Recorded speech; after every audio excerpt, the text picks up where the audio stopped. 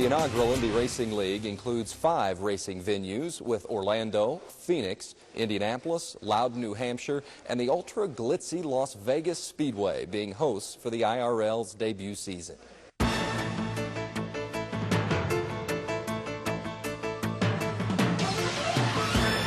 Though Disney kicks things off, the second race of the 1996 IRL season, the Phoenix 200 at Phoenix International Raceway, is one of the oldest and most exciting venues on the IndyCar circuit.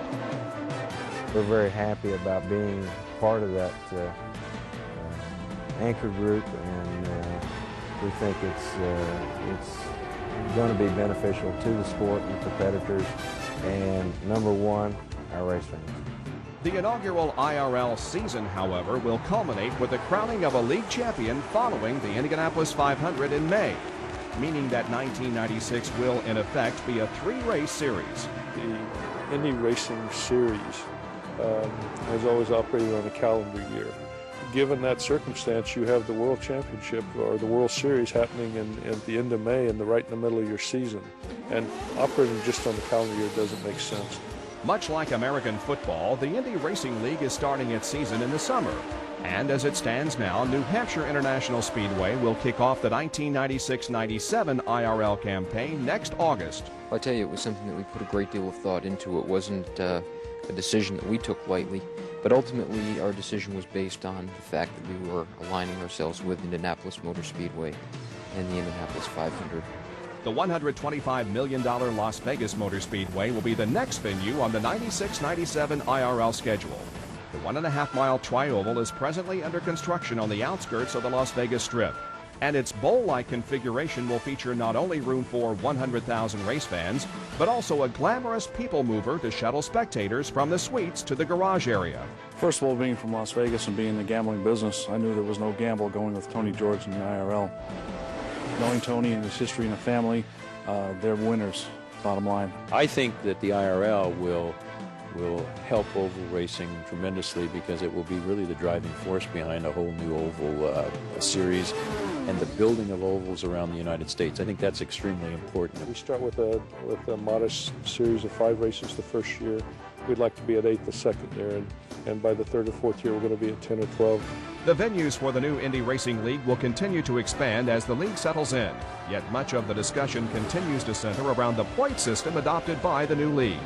In particular, the effect it will have on qualifying for the Indianapolis 500. The fastest car will start in the first spot, the second fastest car will start in the second spot, and so on all the way through the field.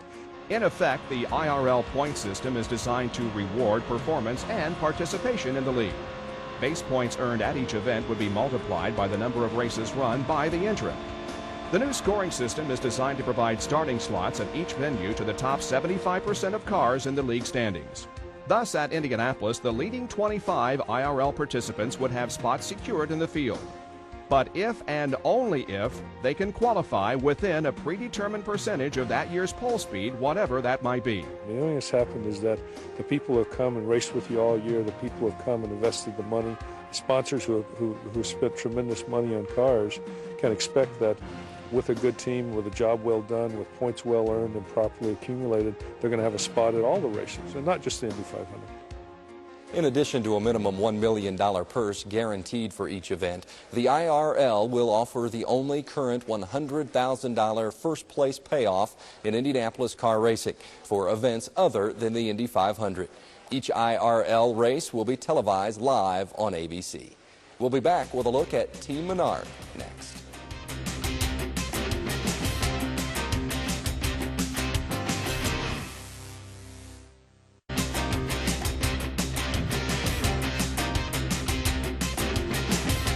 With the pendulum in motion for the initial IRL season, testing has begun, and in September, Team Menard became the first team to officially announce its intention of running the IRL series.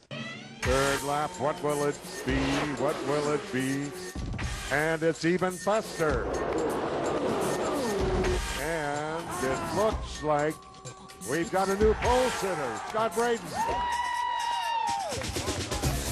The Menard V6 stock block engine was the toast of the town in Indianapolis last spring.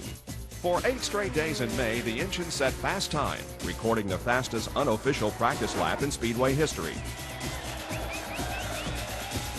On qualifying day, horrendous weather conditions kept speeds down. Still, Scott Brayton put the Menard on the pole. And teammate Ari Lyondike lined up on the outside of row 1 as well. With 10 extra inches of boost compared to its competitors, the Menard was quick. But that advantage was lost on race day when both Brayton and Lyondike suffered pop-off valve problems. For 1996, Brayton returns with John Menard. While Menard is a proven superspeedway winner, last year's Indy pole sitter expects some adjustments to the engine for the shorter ovals. We're here testing at the mile ovals to find out just how competitive this Menard V6 can be. Well, the 1 mile tracks are definitely harder for the V6 because there's a lot more engine mass and it takes a lot more to get it going. And in Indianapolis, part of the secret is that you never have to lift. Currently, we're almost 70 pounds overweight. Power band on the engine, very narrow. We're very low on RPM in the corner. So to get the revs up in the corner, we have to over-rev it on the straightaway. Joining Brayton on Team Menard will be Eddie Cheever. Cheever teamed with A.J. Foyt a year ago, but rejoins a Menard team he finished 8th with at Indianapolis in 1994. It's a very strong team. I'm very glad to be back here. There's a lot of technical support, and Menard makes sure that we have everything that we need to do the job properly. While the task of adapting the powerful Menard to the smaller tracks will be a difficult one, it hasn't lessened the enthusiasm of Team Menard heading into the initial IRL season. The team and myself, we're very excited that we get to go do some racing. The thing that excites me the most, I think, as a driver for this year is the opportunity to run at Orlando and at Phoenix prior to the Indy 500. I'm very excited. I think having your first race of the year in a place like Disney World is going to be great. I came to work here for John Menard in '93, and one of the first things I wanted to do is change the image of the organization and get people to take us seriously. I think with what we've accomplished the last couple of years at Indy, they do. And we take the IRL very seriously. It's an oval series. We're an oval-oriented team. Team Menard feels that we must run up front in the series.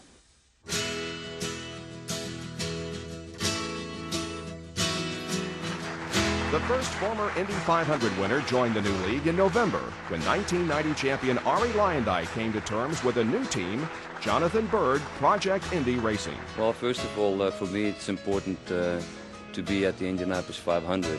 It's not so that, I'm not one of the youngest drivers out there, and I don't envision myself racing as long as Mario Andretti or A.J. Foyt.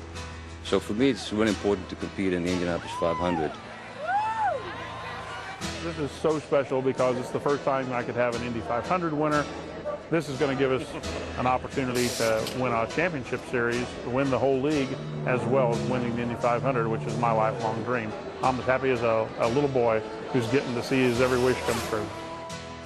So that's our look at the Indy Racing League as we get set to kick off the very first season of the IRL in what we expect to be an exciting year. In just a few short days, we'll crown the winner of the inaugural Indy 200 at Walt Disney World. From there, it's on to the second stop on the IRL circuit, the historic Phoenix International Raceway in March.